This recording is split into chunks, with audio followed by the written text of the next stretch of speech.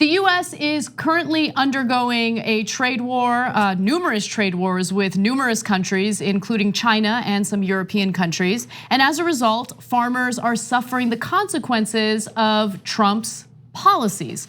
Now, with that said, Trump wanted to alleviate some of the pain that these farmers are feeling by offering them a $12 billion program to help them, during this time, just to close the gap between now and the end of this trade war, if that trade war is going to happen anytime soon.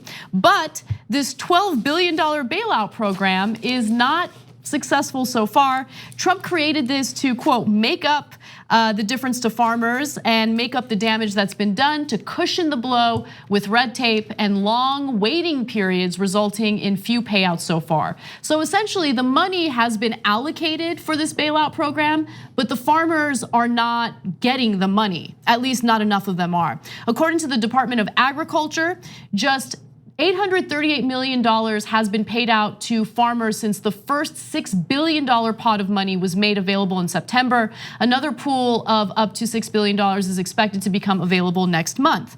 Now, the program allows farmers earning less than $900,000 a year to receive money if they produce one of the agricultural products that has faced retaliation. In some cases, the government is actually buying excess food such as apples and orange juice and giving it away through nutrition assistance programs.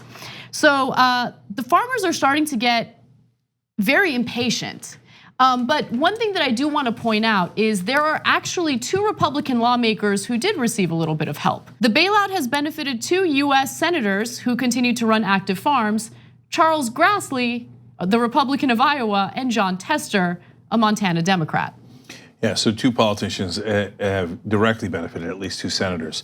I think that this is a disastrous policy in 2 different directions. But it also goes to show you that Donald Trump doesn't mean anything he says. So the tariffs are supposed to be a net positive according to his ideology. But by giving subsidies, he shows that by definition, it is not a net positive. So he had to make up for it, but the subsidies don't do enough to make up for it. But subsidies are big government, and it's government interfering with the markets. It should be against the very core of conservative and libertarian principles. Again, Donald Trump actually has no principles. So this is a lose-lose. And there was a great point that was made by the New York Times that honestly I hadn't thought of in this case. They said, look, once the other countries start buying these products like soybeans and corn from other countries, it's going to be much harder to get them to come back to buying from us because it rearranges the trade. So you do great long-term damage, you do a short-term band-aid that isn't enough, and that actually perverts the market in other ways. So instead of having something that covers up for your loss, you actually magnify the loss. So there's one person in here that was quoted saying, we were with Trump all the way, but we thought he knew what he was doing.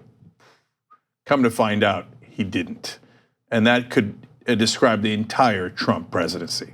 The TYT Plus app is now available on iOS and Android. Download to get more TYT content at tyt.com/app.